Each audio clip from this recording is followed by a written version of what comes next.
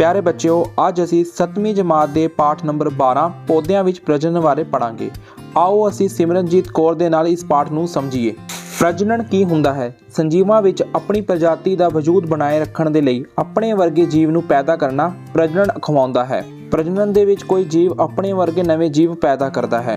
ਪ੍ਰਜਨਨ ਕਿੰਨੀ ਤਰ੍ਹਾਂ ਦਾ ਹੁੰਦਾ ਹੈ? ਪ੍ਰਜਨਨ ਦੋ ਤਰ੍ਹਾਂ ਦਾ ਹੁੰਦਾ ਹੈ। ਇੱਕ ਹੁੰਦਾ ਹੈ ਅਲਿੰਗੀ ਪ੍ਰਜਨਨ ਤੇ ਇੱਕ ਹੁੰਦਾ ਹੈ ਲਿੰਗੀ ਪ੍ਰਜਨਨ। ਅਲਿੰਗੀ ਪ੍ਰਜਨਨ ਦੇ ਵਿੱਚ ਕੋਈ ਜੀਵ ਕੱਲਾ ਹੀ ਆਪਣੇ ਵਰਗਾ ਨਵਾਂ ਜੀਵ ਪੈਦਾ ਕਰ ਸਕਦਾ ਹੈ। ਇਸ ਵਿੱਚ ਦੋ ਖੰਡਨ ਵਿਧੀ, ਕਲੀਆਂ ਰਾਹੀਂ ਵਿਖੰਡਨ ਅਤੇ ਕਾਇਕ ਪ੍ਰਜਨਨ ਆਉਂਦੇ ਹਨ। ਜਦ ਕਿ ਪ੍ਰਜਨਨ ਦੀ ਦੂਜੀ ਵਿਧੀ ਲਿੰਗੀ ਪ੍ਰਜਨਨ ਵਿੱਚ ਕੋਈ ਇੱਕ ਜੀਵ ਨਵਾਂ ਜੀਵ ਪੈਦਾ ਨਹੀਂ ਕਰ ਸਕਦਾ। ਇਸ ਵਿੱਚ ਦੋ ਜੀਵ ਮਿਲ ਕੇ ਇੱਕ ਨਵਾਂ ਜੀਵ ਪੈਦਾ ਕਰਦੇ ਹਨ। ਇਹਦੇ ਵਿੱਚ ਪੌਦਿਆਂ ਵਿੱਚ ਹੋਣ ਵਾਲਾ ਲਿੰਗੀ ਪ੍ਰਜਨਨ ਬਾਰੇ ਅਸੀਂ ਅੱਗੇ ਜਾ ਕੇ ਪੜਾਂਗੇ। ਲਿੰਗੀ ਪ੍ਰਜਨਨ ਵਿੱਚ ਇੱਕ ਭਾਗ ਨਰ ਦਾ ਹੁੰਦਾ ਹੈ ਤੇ ਇੱਕ ਭਾਗ ਮਾਦਾ ਦਾ ਹੁੰਦਾ ਹੈ ਤੇ ਦੋਨੋਂ ਨਰ ਤੇ ਮਾਦਾ ਮਿਲ ਕੇ ਇੱਕ ਨਵੇਂ ਜੀਵ ਨੂੰ ਪੈਦਾ ਕਰਦੇ ਹਨ। ਲਿੰਗੀ ਪ੍ਰਜਨਨ ਹੁੰਦਾ ਹੈ, ਇਸ ਬਾਰੇ ਤੁਸੀਂ ਜਮਾਤ 8ਵੀਂ 'ਚ ਪੜ੍ਹੋਗੇ। ਅਸੀਂ ਇਸ ਪਾਠ ਵਿੱਚ ਸਿਰਫ ਪੌਦਿਆਂ ਵਿੱਚ ਹੋਣ ਵਾਲੇ ਲਿੰਗੀ ਪ੍ਰਜਨਨ ਨੂੰ ਹੀ ਪੜਾਂਗੇ। ਆਓ ਹੁਣ ਅਸੀਂ ਅਲਿੰਗੀ ਪ੍ਰਜਨਨ ਦੀ ਦੋ ਖੰਡਨ ਵਿਧੀ ਨੂੰ ਸਮਝਦੇ ਹਾਂ। ਇਸ ਵਿਧੀ ਵਿੱਚ ਕੁਝ ਪੌਦੇ, ਓਲੀ ਜਾਂ ਇੱਕ ਸੈਲੀ ਜੀਵ, ਉਦਾਹਰਣ ਅਮੀਬਾ ਆਦਿ ਦਾ ਨਿਊਕਲੀਅਸ ਹੌਲੀ-ਹੌਲੀ ਵੱਡਾ ਹੋ ਕੇ ਦੋ ਭਾਗਾਂ ਵਿੱਚ ਵੰਡ ਜਾਂਦਾ ਹੈ ਤੇ ਫਿਰ ਇਹ ਇੱਕ ਜੀਵ ਦਾ ਸਰੀਰ ਦੋ ਬਰਾਬਰ ਭਾਗਾਂ ਵਿੱਚ ਵੰਡ ਜਾਂਦਾ ਹੈ ਤੇ ਇਸ ਤਰ੍ਹਾਂ ਇੱਕ ਅਮੀਬਾ ਤੋਂ ਦੋ ਅਮੀਬਾ ਪੈਦਾ ਹੁੰਦੇ ਹਨ। ਇਸ ਲਈ ਇਸ ਵਿਧੀ ਨੂੰ ਅਸੀਂ ਦੋ ਖੰਡਨ ਵਿਧੀ ਕਹਿੰਦੇ ਹਾਂ। ਅਲਿੰਗੀ ਪ੍ਰਜਨਨ ਦੀ ਅਗਲੀ ਵਿਧੀ ਹੈ ਬਡਿੰਗ ਜਾਂ ਕਲੀਆਂ ਰਾਹੀਂ। ਇਸ ਵਿੱਚ ਹਾਈਡਰਾ ਨਾਮ ਦਾ ਜਿਹੜਾ ਪੌਦਾ ਹੁੰਦਾ ਹੈ ਉਹਦੇ ਸਰੀਰ ਤੇ ਬਾਲ ਵਰਗੇ ਉਭਾਰ ਆ ਜਾਂਦੇ ਹਨ, ਜਿਸ ਨੂੰ ਕਲੀ ਜਾਂ ਬਡ ਕਹਿੰਦੇ ਹਨ, ਜੋ ਹੌਲੀ-ਹੌਲੀ ਵਿਕਸਿਤ ਹੋ ਕੇ ਆਪਣੇ ਜਨਕ ਪੌਦੇ ਤੋਂ ਅਲੱਗ ਹੋ ਕੇ ਇੱਕ ਨਵਾਂ ਜੀਵ ਯਾਨੀ ਇੱਕ ਨਵਾਂ ਹਾਈਡਰਾ ਬਣਾ ਲੈਂਦੇ ਹਨ। ਖਮੀਰ ਦੇ ਵਿੱਚ ਵੀ ਬਡਿੰਗ ਹੁੰਦੀ ਹੈ। ਆਓ ਹੁਣ ਅਸੀਂ ਪੌਦਿਆਂ ਦੇ ਵਿੱਚ ਹੋਣ ਵਾਲੇ ਅਲਿੰਗੀ ਪ੍ਰਜਨਨ ਦੀ ਇੱਕ ਦੂਸਰੀ ਵਿਧੀ ਵਿਖੰਡਨ ਬਾਰੇ ਪੜ੍ਹਦੇ ਹਾਂ।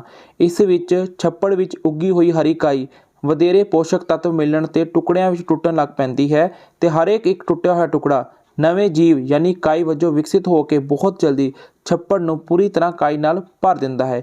ਉਦਾਹਰਨ ਦੇ ਤੌਰ ਤੇ ਸਪਾਇਰੋਗੈਰਾ ਜਿਹੜਾ ਤੁਹਾਡੇ ਸਾਹਮਣੇ ਸਕਰੀਨ ਤੇ ਦਰਸਾਇਆ ਗਿਆ ਹੈ, ਇਸ ਦੀ ਉਦਾਹਰਨ ਹੈ। ਆਓ ਹੁਣ ਅਸੀਂ ਪੌਦਿਆਂ ਦੇ ਵਿੱਚ ਪਾਈ ਜਾਣ ਵਾਲੀ ਇੱਕ ਹੋਰ ਅਲਿੰਗੀ ਪ੍ਰਜਨਨ ਦੀ ਵਿਧੀ ਬੀਜਾਣੂਆਂ ਰਾਹੀਂ ਸਪੋਰ ਫਾਰਮੇਸ਼ਨ ਬਾਰੇ ਪੜ੍ਹਦੇ ਹਾਂ। ਬੀਜਾਣੂ ਬਹੁਤ ਛੋਟੇ ਗੋਲ ਆਕਾਰ ਦੀਆਂ ਅਲਿੰਗੀ ਪ੍ਰਜਨਨ ਲਈ ਰਚਨਾਵਾਂ ਹੁੰਦੀਆਂ ਹਨ। ਬੀਜਾਣੂਆਂ ਦੀਆਂ ਬਾਹਰੀ ਪਰਤ ਸਖਤ ਹੁੰਦੀ ਹੈ ਅਤੇ ਹਵਾ ਵਿੱਚ ਲੰਬਾ ਸਮੇਂ ਤੱਕ ਰਹਿ ਸਕਦੇ ਹਨ। ਅਨੁਕੂਲ ਹਾਲਤਾਂ ਦੇ ਦੌਰਾਨ ਹਰੇਕ ਬੀਜਾਣੂ ਪੁਗਰ ਕੇ ਇੱਕ ਨਵੇਂ ਜੀਵ ਦੇ ਵਜੋਂ ਵਿਕਸਿਤ ਹੋ ਜਾਂਦਾ ਹੈ। ਡਬਲ ਰੋਟੀ ਤੇ ਪੈਦਾ ਹੋਈ ਰਾਈਜੋਪਸ ਬੀਜਾਣੂਆਂ ਰਾਹੀਂ ਅਲਿੰਗੀ ਪ੍ਰਜਨਨ ਨਾਲ ਪੈਦਾ ਹੁੰਦੀ ਹੈ। ਮੋਸ ਫਰਨ ਵਰਗੇ ਪੌਦੇ ਵੀ ਬੀਜਾਣੂਆਂ ਰਾਹੀਂ ਪੈਦਾ ਹੁੰਦੇ ਹਨ। ਬੱਚਿਓ, ਤੁਸੀਂ ਖਰਾਬ ਬ੍ਰੈਡ ਦੇ ਉੱਤੇ ਜਿਹੜੀ ਉੱਲੀ ਦੇਖਦੇ ਹੋ ਉਹ ਰਾਈਜੋਪਸ ਹੁੰਦੀ ਹੈ ਤੇ ਉਹ ਬੀਜਾਣੂਆਂ ਰਾਹੀਂ ਹੀ ਪ੍ਰਜਨਨ ਕਰਕੇ ਆਪਣਾ ਵਿਕਾਸ ਕਰਦੀ ਹੈ। ਆਓ ਬੱਚਿਓ, ਹੁਣ ਅਸੀਂ ਪੌਦਿਆਂ ਦੇ ਵਿੱਚ ਹੋਣ ਵਾਲੇ ਅਲਿੰਗਿਕ ਪ੍ਰਜਨਨ ਕਾਇਕ ਪ੍ਰਜਨਨ ਬਾਰੇ ਪੜ੍ਹਦੇ ਹਾਂ। ਇਹਦੇ ਵਿੱਚ ਤਿੰਨ ਤਰ੍ਹਾਂ ਦੇ ਮੁੱਖ ਪ੍ਰਜਨਨ ਆਉਂਦੇ ਆ: ਜੜ੍ਹਾਂ ਰਾਹੀਂ, ਤਣਿਆਂ ਰਾਹੀਂ ਤੇ ਪੱਤਿਆਂ ਰਾਹੀਂ। ਜੜ੍ਹਾਂ ਰਾਹੀਂ ਪ੍ਰਜਨਨ ਦੇ ਵਿੱਚ ਸ਼ੱਕਰਕੰਦੀ ਤੇ ਡੇਲੀਆ ਵਰਗੇ ਜਿਹੜੇ ਪੌਦੇ ਹਨ, ਉਹਨਾਂ ਦੀ ਜਿਹੜੀ ਫੁੱਲੀਆਂ ਜੜ੍ਹਾਂ ਹੈ ਉਹਨਾਂ ਨੂੰ ਜਦ ਅਸੀਂ ਮਿੱਟੀ ਦਬਾਉਂਦੇ ਹਾਂ ਤੇ ਉਹ ਜੜ੍ਹਾਂ ਹੀ ਇੱਕ ਨਵੇਂ ਪੌਦੇ ਵਜੋਂ ਵਿਕਸਿਤ ਹੋ ਜਾਂਦੀਆਂ ਹਨ। ਜਦਕਿ ਤਣਿਆਂ ਰਾਹੀਂ ਪ੍ਰਜਨਨ ਦੇ ਵਿੱਚ ਗੁਲਾਬ ਤੇ ਗੰਨਾ ਆਉਂਦੇ ਹਨ। ਜਦ ਇਹਨਾਂ ਦੇ ਤਣੇ ਨੂੰ ਅਸੀਂ ਜ਼ਮੀਨ 'ਚ ਦਬਾਉਂਦੇ ਹਾਂ ਤੇ ਇੱਕ ਨਵੇਂ ਪੌਦੇ ਵਜੋਂ ਵਿਕਸਿਤ ਹੋ ਜਾਂਦੇ ਹਨ। ਪੱਤਿਆਂ ਰਾਹੀਂ ਕਾਇਕ ਪ੍ਰਜਨਨ ਦੇ ਵਿੱਚ ਪੱਥਰ ਚੱਟ ਵਰਗੇ ਪੌਦੇ ਆਉਂਦੇ ਹਨ, ਕਿਉਂਕਿ ਪੱਥਰ ਚੱਟ ਦਾ ਜਿਹੜਾ ਪੱਤਾ ਹੁੰਦਾ ਹੈ ਉਸ ਦੇ ਉੱਪਰ ਨਵੇਂ ਪੌਦੇ ਵਿਕਸਿਤ ਹੁੰਦੇ ਹਨ ਤੇ ਜਿਸ ਟਾਈਮ ਅਸੀਂ ਉਸਦੇ ਪੱਤੇ ਨੂੰ ਜ਼ਮੀਨ 'ਚ ਦਬਾਉਂਦੇ ਹਾਂ ਤਾਂ ਪੱਥਰ ਚੱਟ ਦਾ ਪੱਤਾ ਹੀ ਕਾਇਕ ਪ੍ਰਜਨਨ ਕਰਦਾ ਹੈ ਤੇ ਪੱਥਰ ਚੱਟ ਦਾ ਪੱਤਾ ਇੱਕ ਨਵੇਂ ਪੱਥਰ ਚੱਟ ਦੇ ਬੂਟੇ ਵਜੋਂ ਵਿਕਸਿਤ ਹੋ ਜਾਂਦਾ ਹੈ। ਪੌਦਿਆਂ ਵਿੱਚ ਪਾਏ ਜਾਣ ਵਾਲੇ ਕਾਇਕ ਪ੍ਰਜਨਨ ਦੇ ਲਾਭ ਪੜ੍ਹਦੇ ਹਾਂ। ਇਹ ਪੌਦਿਆਂ ਵਿੱਚ ਸਸਤਾ, ਸੌਖਾ, ਤੇਜ਼ ਅਤੇ ਘੱਟ ਸਮੇਂ ਵਿੱਚ ਤਿਆਰ ਹੋਣ ਵਾਲਾ ਪ੍ਰਜਨਨ ਦਾ ਤਰੀਕਾ ਹੈ। ਇਹ ਬਿਨਾਂ ਬੀਜ ਤੋਂ ਪ੍ਰਜਨਨ ਹੁੰਦਾ ਹੈ। ਜਿਵੇਂ ਕੇਲਾ ਅਤੇ ਗੰਨਾ ਆਦਿ ਪੌਦੇ ਜਿਨ੍ਹਾਂ ਦੇ ਬੀਜ ਨਹੀਂ ਹੁੰਦੇ, ਉੱਥੇ ਇੱਕ ਬੜਾ ਹੀ ਕਾਰਗਰ ਤਰੀਕਾ ਸਾਬਿਤ ਹੁੰਦਾ ਹੈ। ਕਾਇਕ ਪ੍ਰਜਨਨ ਤੋਂ ਪ੍ਰਾਪਤ ਪੌਦੇ ਆਪਣੇ ਜਨਕ ਪੌਦੇ ਯਾਨੀ ਜਿਨ੍ਹਾਂ ਤੋਂ ਬਣੇ ਹਨ ਉਹਨਾਂ ਨਾਲ ਹੂਬਹੂ ਮਿਲਦੇ ਹਨ। ਪਿਆਰੇ ਬੱਚਿਓ, ਹੁਣ ਅਸੀਂ ਕਾਇਕ ਪ੍ਰਜਨਨ ਦੇ ਬਣਾਉਟੀ ਢੰਗਾਂ ਬਾਰੇ ਸਮਝਦੇ ਹਾਂ। ਕਲਮਾਂ ਲਾਉਣਾ। ਤਣੇ ਦੀ ਕਲਮਾਂ ਤਣੇ ਦੇ ਗੰਢ ਵਾਲੇ ਭਾਗ ਹੁੰਦੇ ਹਨ ਜੋ ਸਿੱਲੀ ਮਿੱਟੀ ਵਿੱਚ ਉੱਗ ਪੈਂਦੇ ਹਨ, ਉਦਾਹਰਣ ਗੁਲਾਬ, ਗੰਨਾ ਆਦਿ। ਦੂਸਰਾ ਹੈ ਜੜ੍ਹਾਂ ਦੀ ਕਲਮਾਂ। ਇਮਲੀ ਤੇ ਨਿੰਬੂ ਆਦਿ ਦੇ ਜੜ੍ਹਾਂ ਦੇ ਟੁਕੜੇ ਜਾਂ ਸਿੱਲੀ ਮਿੱਟੀ ਵਿੱਚ ਦਬਾਏ ਜਾਂਦੇ ਹਨ ਤੇ ਉਹ ਉੱਗ ਪੈਂਦੇ ਹਨ। ਕਾਇਕ ਪ੍ਰਜਨਨ ਦਾ ਅਗਲਾ ਬਣਾਉਟੀ ਢੰਗ ਹੈ ਦਾਬ ਲਾਉਣਾ। ਜੈਸਮੀਨ, ਸਟ੍ਰਾਬੇਰੀ ਵਰਗੇ ਪੌਦੇ ਦੀ ਟਹਿਣੀ ਨੂੰ ਮੋੜ ਕੇ ਜਦੋਂ ਜ਼ਮੀਨ ਵਿੱਚ ਦਬਾ ਦਿੱਤਾ ਜਾਂਦਾ ਹੈ, ਜਿੱਥੇ ਨਵੇਂ ਪੌਦੇ ਵਜੋਂ ਵਿਕਸਿਤ ਹੋ ਜਾਂਦਾ ਹੈ। ਕਿਉਂਕਿ ਜਨਕ ਪੌਦੇ ਨਾਲ ਇਹ ਜੁੜਿਆ ਹੀ ਰਹਿੰਦਾ ਹੈ, ਇਸ ਲਈ ਇਸ ਵਿੱਚ ਉਸ ਦੇ ਸਾਰੇ ਗੁਣ ਮੌਜੂਦ ਹੁੰਦੇ ਹਨ। ਤੁਹਾਡੇ ਸਾਹਮਣੇ ਦਾਬ ਲਗਾਉਣਾ ਦੀ ਇੱਕ ਚਿੱਤਰ ਹੈ। ਤੁਸੀਂ ਦੇਖੋ ਕਿ ਇੱਕ ਬੂਟੇ ਦੀ ਟਹਿਣੀ ਨੂੰ ਮੋੜ ਕੇ ਜ਼ਮੀਨ 'ਚ ਦਬਾਇਆ ਗਿਆ ਹੈ, ਜਿੱਥੇ ਇਹਦੀ ਜੜ੍ਹਾਂ ਨਿਕਲ ਗਈਆਂ ਹਨ। ਪਰ ਇਹ ਜਿਹੜੀ ਟਹਿਣੀ ਹੈ ਇਹ ਆਪਣੇ ਜਨਕ ਪੌਦੇ ਨਾਲ ਜੁੜੀ ਰਹਿੰਦੀ ਹੈ, ਅਤੇ ਜਦ ਉਹ ਨਵਾਂ ਪੌਦੇ ਵਜੋਂ ਟਹਿਣੀ ਵਿਕਸਿਤ ਹੋ ਜਾਂਦੀ ਹੈ ਫਿਰ ਇਹਨਾਂ ਨੂੰ ਕੱਟ ਦਿੱਤਾ ਜਾਂਦਾ ਹੈ। ਤਾਂ ਇਸ ਤਰ੍ਹਾਂ ਸਾਡੇ ਕੋਲ ਇੱਕ ਪੌਦੇ ਤੋਂ ਦੂਸਰਾ ਪੌਦਾ ਬਿਨਾਂ ਬੀਜ ਤੇ ਬਿਨਾਂ ਜਨਕ ਅੰਗਾਂ ਤੋਂ ਤਿਆਰ ਹੋ ਜਾਂਦਾ ਹੈ। ਇਸ ਲਈ ਇਹ ਕਾਇਕ ਪ੍ਰਜਨਨ ਦਾ ਇੱਕ ਬਣਾਵਟੀ ਢੰਗ ਹੈ ਦਾਬ ਲਾਉਣਾ। ਕਾਇਕ ਪ੍ਰਜਨਨ ਦਾ ਅਗਲਾ ਬਣਾਵਟੀ ਢੰਗ ਹੈ ਪਿਓਤ ਜਾਂ ਗ੍ਰਾਫਟਿੰਗ। ਇਸ ਵਿਧੀ ਵਿੱਚ ਇੱਕ ਪੌਦੇ ਦੀ ਜੜ ਤਣੇ ਸਮੇਤ, ਜਿਸ ਨੂੰ ਅਸੀਂ ਮੁੱਢ ਜਾਂ ਸਟੋਕ ਕਿਹਾ ਜਾਂਦਾ ਹੈ, ਨੂੰ ਦੂਸਰੇ ਪੌਦੇ ਦੇ ਤਣੇ ਤੇ ਉਸ ਦੇ ਉੱਪਰਲੇ ਹਿੱਸੇ, ਜਿਸ ਨੂੰ ਅਸੀਂ ਸ਼ਾਖਾ ਜਾਂ ਸਿਕੋਨ ਕਹਿੰਦੇ ਹਾਂ, ਦੋਨਾਂ ਨੂੰ ਤਿਰਛਾ ਕੱਟ ਕੇ ਆਪਸ ਵਿੱਚ ਪੋਲੀਥੀਨ ਜਾਂ ਕੱਪੜੇ ਦੀ ਮਦਦ ਦੇ ਨਾਲ ਜੋੜ ਦਿੱਤਾ ਜਾਂਦਾ ਹੈ, ਜਿਸ ਤੋਂ ਬਾਅਦ ਉਹ ਇੱਕ ਨਵੇਂ ਪੌਦੇ ਵਜੋਂ ਵਿਕਸਿਤ ਹੋ ਜਾਂਦਾ ਹੈ। ਇਸ ਚਿੱਤਰ ਵਿੱਚ ਤੁਸੀਂ ਸਿਕੋਨ ਅਤੇ ਸਟੋਕ ਦੋਨਾਂ ਨੂੰ ਦੇਖ ਸਕਦੇ ਹੋ। ਇਹਨਾਂ ਦੋਨਾਂ ਨੂੰ ਆਪਸ ਜੋੜ ਕੇ ਚੰਗੀ ਤਰ੍ਹਾਂ ਬੰਨ੍ਹਤਾ ਗਿਆ ਹੈ, ਤੇ ਇਸ ਵਿਧੀ ਨੂੰ ਅਸੀਂ ਗ੍ਰਾਫਟਿੰਗ ਜਾਂ ਪਿਓਤ ਵਿਧੀ ਕਹਿੰਦੇ ਹਾਂ। ਇਸ ਵਿਧੀ ਵਿੱਚ ਤੁਸੀਂ ਦੋ ਪੌਦਿਆਂ ਦੀਆਂ ਕਮੀਆਂ ਨੂੰ ਦੂਰ ਕਰ ਸਕਦੇ ਹੋ ਤੇ ਦੋ ਪੌਦਿਆਂ ਦੇ ਗੁਣਾਂ ਨੂੰ ਮਿਲਾ ਕੇ ਇੱਕ ਵਧੀਆ ਕਿਸਮ ਦਾ ਪੌਦਾ ਤਿਆਰ ਕਰ ਸਕਦੇ ਹੋ। ਪਿਓਤ ਵਿਧੀ ਦੇ ਵਿੱਚ ਸਿਕੋਨ ਉਸ ਪੌਦੇ ਦਾ ਚੁਣਿਆ ਜਾਂਦਾ ਹੈ ਜਿਹੜਾ ਵੱਧ ਝਾੜ ਤੇ ਬਿਮਾਰੀਆਂ ਨਾਲ ਲੜ ਸਕਦਾ ਹੋਵੇ, ਤੇ ਇਸ ਦੇ ਸਿੱਟੇ ਵਜੋਂ ਪਿਓਤ ਤੋਂ ਜਿਹੜਾ ਪੌਦਾ ਬਣਦਾ ਹੈ ਉਸ ਦੇ ਵਿੱਚ ਵੱਧ ਝਾੜ ਤੇ ਬਿਮਾਰੀਆਂ ਤੋਂ ਲੜਨ ਦੀ ਜ਼ਿਆਦਾ ਕਾਬਲੀਅਤ ਹੁੰਦੀ ਹੈ। ਅਸੀਂ ਕਾਇਕ ਪ੍ਰਜਨਨ ਦੀ ਬਿਲਕੁਲ ਆਧੁਨਿਕ ਬਣਾਵਟੀ ਢੰਗ ਬਾਰੇ ਪੜ੍ਹਦੇ ਹਾਂ, ਜਿਸ ਨੂੰ ਅਸੀਂ ਟਿਸ਼ੂ ਕਲਚਰ ਜਾਂ ਮਾਈਕਰੋ ਪ੍ਰੋਪੇਗੇਸ਼ਨ ਵੀ ਕਹਿੰਦੇ ਹਾਂ। ਟਿਸ਼ੂ ਕਲਚਰ ਜਾਂ ਸੂਖਮ ਪ੍ਰਸਾਰ, ਇਸ ਵਿੱਚ ਪੌਦੇ ਦੇ ਟਹਿਣੀ ਦੇ ਸਿਖਰ ਵਾਲੇ ਹਿੱਸੇ ਵਿੱਚ ਕੁਝ ਅਣਵਿਵੇਦਿਤ ਸੈੱਲਾਂ ਦੇ ਸਮੂਹ ਨੂੰ ਲੈ ਕੇ ਪੋਸ਼ਕ ਅਤੇ ਹਾਰਮੋਨ ਯੁਕਤ ਮਾਧਿਅਮ ਵਿੱਚ ਰੱਖਿਆ ਜਾਂਦਾ ਹੈ, ਜਿਸ ਤੋਂ ਬਾਅਦ ਵਿਕਸਿਤ ਹੋਣ ਤੇ ਇਸ ਨੂੰ ਮਿੱਟੀ ਵਿੱਚ ਰੋਪ ਦਿੱਤਾ ਜਾਂਦਾ ਹੈ। ਉਦਾਹਰਣ ਗੰਨਾ, ਆਲੂ ਆਦਿ ਫਸਲਾਂ ਦੇ ਵਿੱਚ ਟਿਸ਼ੂ ਕਲਚਰ ਜਾਂ ਸੂਖਮ ਪ੍ਰਸਾਰ ਦਾ ਇਸਤੇਮਾਲ ਕੀਤਾ ਜਾਂਦਾ ਹੈ।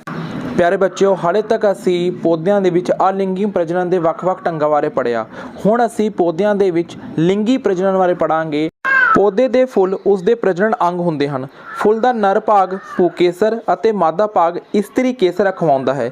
ਜਿਸ ਫੁੱਲ ਵਿੱਚ ਇਹ ਦੋਵੇਂ ਭਾਗ ਹੋਣ ਉਸ ਨੂੰ ਅਸੀਂ ਦੋ ਲਿੰਗੀ ਫੁੱਲ, ਅਤੇ ਜਿਸ ਵਿੱਚ ਸਿਰਫ ਇਹਨਾਂ ਦੋਨਾਂ 'ਚੋਂ ਕੋਈ ਇੱਕ ਭਾਗ ਹੀ ਹੋਵੇ ਉਸ ਨੂੰ ਅਸੀਂ ਇੱਕ ਲਿੰਗੀ ਫੁੱਲ ਆਖਦੇ ਹਾਂ। ਬੱਚਿਓ, ਤੁਹਾਡੇ ਸਾਹਮਣੇ ਸਕਰੀਨ ਉੱਤੇ ਇੱਕ ਦੋ ਲਿੰਗੀ ਫੁੱਲ ਦਰਸਾਇਆ ਗਿਆ ਹੈ। ਇਸ ਦੇ ਵੱਖ-ਵੱਖ ਭਾਗ ਤੁਸੀਂ 6ਵੀਂ 'ਚ ਪੜ੍ਹੇ ਸੀਗੇ, ਪਰ ਹੁਣ ਆਓ ਇਹਨਾਂ ਦੀ ਅਸੀਂ ਬਣਤਰ ਦੇ ਨਾਲ ਇਹਨਾਂ ਦੇ ਕਾਰਜ ਬਾਰੇ ਸਮਝਦੇ ਹਾਂ। ਬੱਚਿਓ, ਫੁੱਲ ਦਾ ਇੱਕ ਭਾਗ ਹੁੰਦਾ ਹੈ ਪੁਕੇਸਰ। ਪੁਕੇਸਰ ਦੇ ਦੋ ਹਿੱਸੇ ਹਨ, ਇੱਕ ਹੁੰਦਾ ਹੈ ਪਰਾਗਕੋਸ਼, ਇੱਕ ਹੁੰਦਾ ਹੈ ਤੰਤੂ। ਤੰਤੂ ਫੁੱਲ ਤੇ ਪਰਾਗਕੋਸ਼ ਨੂੰ ਜੋੜ ਕੇ ਰੱਖਦਾ ਹੈ, ਤੇ ਪਰਾਗਕੋਸ਼ ਦੇ ਵਿੱਚ ਬਹੁਤ ਸਾਰੇ ਪਰਾਗਕਣ ਹੁੰਦੇ ਹਨ। ਫੁੱਲ ਦਾ ਮਾਦਾ ਭਾਗ ਇਸਤਰੀ ਕੇਸਰ ਦੇ ਤਿੰਨ ਮੁੱਖ ਹਿੱਸੇ ਹਨ। ਇੱਕ ਹੁੰਦਾ ਹੈ ਪਰਾਗਕਣ ਗ੍ਰਾਹੀ, ਕਿਉਂਕਿ ਇਹਦੇ ਉੱਤੇ ਪਰਾਗਕਣ ਗਿਰਦੇ ਹਨ, ਤੇ ਦੂਸਰਾ ਹਿੱਸਾ ਹੁੰਦਾ ਹੈ ਵਰਤੀ ਕਾਗਰ। ਵਰਤੀ ਕਾਗਰ ਉਹ ਹਿੱਸਾ ਹੈ ਜਿੱਥੋਂ ਦੀ ਪਰਾਗਕਣ ਥੱਲੇ ਪਾਈਪ ਦੇ ਰਸਤੇ ਜ਼ਰੀਏ ਥੱਲੇ ਜਾਂਦੇ ਹਨ, ਤੇ ਤੀਸਰਾ ਤੇ ਅੰਤਿਮ ਹਿੱਸਾ ਇਹਦਾ ਹੁੰਦਾ ਹੈ ਅੰਡਕੋਸ਼। ਅੰਡਕੋਸ਼ ਦੇ ਵਿੱਚ ਬਹੁਤ ਸਾਰੇ ਅੰਡਿਆਂ ਦਾ ਸਮੂਹ ਹੁੰਦਾ ਹੈ। ਬਾਕੀ ਹਿੱਸਿਆਂ ਦਾ ਕੰਮ ਅਸੀਂ 6ਵੀਂ ਜਮਾਤ ਪੜ੍ਹ ਚੁੱਕੇ ਹਾਂ। ਆਓ ਹੁਣ ਅਸੀਂ ਇਹਨਾਂ ਸਭ ਨੂੰ ਇੱਕ ਇੱਕ ਕਰਕੇ ਦੁਬਾਰਾ ਸਮਝਣ ਦੀ ਕੋਸ਼ਿਸ਼ ਕਰਦੇ ਹਾਂ। ਪੋਲੀਨੇਸ਼ਨ ਜਾਂ ਪਰਾਗਣ ਕੀ ਹੈ?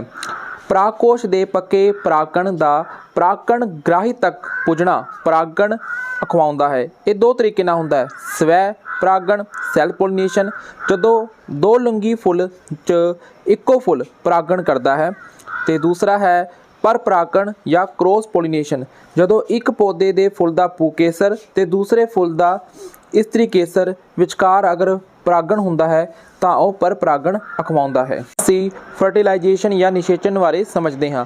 ਜਦੋਂ ਪਰਾਗਕਣ ਗ੍ਰਾਹੀ ਦੀ ਪਰਾਗ ਨਲੀ ਜ਼ਰੀਏ ਅੰਡਕੋਸ਼ ਦੇ ਅੰਡਾਣੂ ਨਾਲ ਮੇਲ ਕਰਦੇ ਹਨ ਤਾਂ ਇਸ ਨੂੰ ਨਿਸ਼ੇਚਨ ਜਾਂ ਫਰਟੀਲਾਈਜੇਸ਼ਨ ਕਹਿੰਦੇ ਹਨ।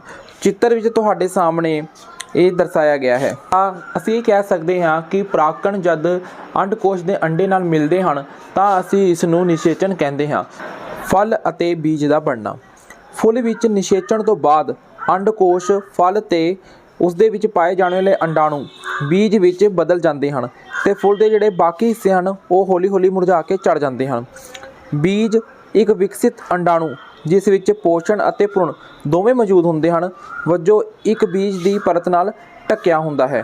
ਇਸ ਦਾ ਮਤਲਬ ਇਹ ਹੈ ਕਿ ਜਿਹੜੇ ਵੀ ਅਸੀਂ ਫਰੂਟ ਜਾਂ ਫਲ ਖਾਂਦੇ ਹਾਂ, ਜਿਵੇਂ ਅੰਬ ਜਾਂ ਕੇਲਾ, ਉਹ ਪਹਿਲੇ ਕਿਸੇ ਫੁੱਲ ਵਿੱਚ ਹੁੰਦੇ ਹਨ। ਫਿਰ ਉਹ ਫੁੱਲ ਵਿੱਚ ਜਦ ਨਿਸ਼ੇਚਨ ਹੁੰਦਾ ਹੈ ਤੇ ਉਹ ਫੁੱਲ ਜਿਹੜਾ ਹੈ ਹੌਲੀ ਹੌਲੀ ਇੱਕ ਫਲ ਵਿੱਚ ਬਦਲ ਜਾਂਦਾ ਹੈ। ਬੀਜ ਦੇ ਖਿਲਰਨ ਦੇ ਲਾਭ: ਜ਼ਿਆਦਾ ਖੇਤਰ ਵਿੱਚ ਫੈਲਾਅ ਹੋ ਜਾਂਦਾ ਹੈ। ਇੱਕ ਹੀ ਜਗ੍ਹਾ 'ਤੇ ਪੌਦਿਆਂ ਦੀ ਭੀੜ ਘਟ ਜਾਂਦੀ ਹੈ ਤੇ ਫਿਰ ਪੌਦਿਆਂ ਦੀ ਭੀੜ ਘਟਣ ਦੇ ਨਾਲ ਉਹਨਾਂ ਦੇ ਵਿੱਚ ਪੋਸ਼ਕ ਤੱਤਵ ਅਤੇ ਸੂਰਜ ਦੀ ਰੋਸ਼ਨੀ ਦਾ ਮੁਕਾਬਲਾ ਵੀ ਘਟ ਜਾਂਦਾ ਹੈ, ਜਿਸ ਦੇ ਨਾਲ ਉਹਨਾਂ ਦਾ ਵਿਕਾਸ ਆਸਾਨੀ ਨਾਲ ਅਤੇ ਤੇਜ਼ੀ ਨਾਲ ਹੁੰਦਾ ਹੈ। ਬੀਜ ਖਿਲਰਨ ਦੇ ਨੁਕਸਾਨ: ਕਈ ਵਾਰ ਬੀਜ ਅਜਿਹੇ ਖੇਤਰ ਵਿੱਚ ਪੁੱਜ ਜਾਂਦੇ ਹਨ ਜਿੱਥੇ ਉਹਨਾਂ ਨੂੰ ਅਨੁਕੂਲ ਹਾਲਾਤ ਨਹੀਂ ਮਿਲਦੇ ਤੇ ਉਹ ਪੁੰਗਰ ਨਹੀਂ ਸਕਦੇ। ਬੀਜ ਖਿਲਰਨ ਦੀਆਂ ਵਿਧੀਆਂ: ਪਹਿਲੀ, ਹਵਾ ਨਾਲ ਖਿਲਾਰ: ਕਈ ਵਾਰ ਹਵਾ ਨਾਲ ਬੀਜ ਇੱਕ ਜਗ੍ਹਾ ਤੋਂ ਦੂਸਰੀ ਜਗ੍ਹਾ ਤੱਕ ਉੜ ਕੇ ਪਹੁੰਚ ਜਾਂਦੇ ਹਨ। ਜੰਤੂ ਨਾਲ ਖਿਲਾਰ: ਕਈ ਵਾਰ ਜੰਤੂਆਂ ਦੇ ਸਰੀਰ ਦੇ ਨਾਲ ਉਹ ਬੀਜ ਚਿਪਕ ਜਾਂਦੇ ਹਨ ਤੇ ਉਹ ਇੱਕ ਜਗ੍ਹਾ ਤੋਂ ਦੂਜੀ ਜਗ੍ਹਾ ਤੱਕ ਪਹੁੰਚ ਜਾਂਦੇ ਹਨ। ਪਾਣੀ ਨਾਲ ਖਿਲਾਰ: ਕਈ ਵਾਰ ਬੀਜ ਪਾਣੀ ਨਾਲ ਬਹਿ ਕੇ ਇੱਕ ਜਗ੍ਹਾ ਤੋਂ ਦੂਸਰੀ ਜਗ੍ਹਾ ਤੱਕ ਪਹੁੰਚ ਜਾਂਦੇ ਹਨ। ਮਨੁੱਖ ਰਾਹੀਂ ਖਿਲਾਰ: ਕਈ ਵਾਰ ਮਨੁੱਖ ਦੇ ਜ਼ਰੀਏ ਵੀ ਬੀਜ ਇੱਕ ਜਗ੍ਹਾ ਤੋਂ ਦੂਸਰੀ ਜਗ੍ਹਾ ਤੱਕ ਪਹੁੰਚ ਜਾਂਦੇ ਹਨ। ਵਿਸਫੋਟਕ ਕਿਰਿਆ: ਕਈ ਵਾਰ ਵਿਸਫੋਟਕ ਕਿਰਿਆ ਦੇ ਜ਼ਰੀਏ ਵੀ ਜਿਹੜੇ ਬੀਜ ਹੈ ਇੱਕ ਬਹੁਤ ਵੱਡੇ ਖੇਤਰਫਲ ਦੇ ਵਿੱਚ ਫੈਲ ਜਾਂਦੇ ਹਨ। ਬੀਜ ਦਾ ਉੱਗਣਾ: ਸਿੱਲੀ ਮਿੱਟੀ ਵਿੱਚ ਪਾਣੀ ਸੋਖ ਕੇ ਬੀਜ ਫੁੱਲ ਜਾਂਦਾ ਹੈ ਤੇ ਜ਼ਮੀਨ ਦੇ ਥੱਲੇ ਜੜ੍ਹਾਂ ਵਾਲਾ ਹਿੱਸਾ, ਜਿਸ ਨੂੰ ਅਸੀਂ ਰੈਡੀਕਲ ਕਹਿੰਦੇ ਹਾਂ, ਤੇ ਜ਼ਮੀਨ ਤੋਂ ਉੱਪਰਲਾ ਹਿੱਸਾ ਜਿਹੜਾ ਪਿਊਮਲ ਕਹਿੰਦੇ ਹਾਂ, ਉਹ ਹੌਲੀ ਹੌਲੀ ਵਧਣ ਲੱਗ ਪੈਂਦੇ ਹਨ ਤੇ ਇੱਕ ਬੀਜ ਇੱਕ ਪੌਦੇ ਵਜੋਂ ਵਿਕਸਿਤ ਹੋਣ ਲੱਗ ਪੈਂਦਾ ਹੈ। ਪਿਆਰੇ ਬੱਚਿਓ, ਇੱਥੇ ਪਾਠ ਖਤਮ ਹੁੰਦਾ ਹੈ। ਤੁਸੀਂ ਆਪਣੇ ਇਸ ਚੈਨਲ ਡੀਪ ਸਟੱਡੀ ਗਿਆਨ ਨੂੰ ਸਬਸਕ੍ਰਾਈਬ ਕਰੋ, ਲਾਈਕ ਕਰੋ ਤੇ ਅਗਰ ਕੋਈ ਵੀ ਡਾਊਟ ਹੈ ਤਾਂ ਕਮੈਂਟ ਬਾਕਸ ਵਿੱਚ ਪੁੱਛੋ। ਧੰਨਵਾਦ।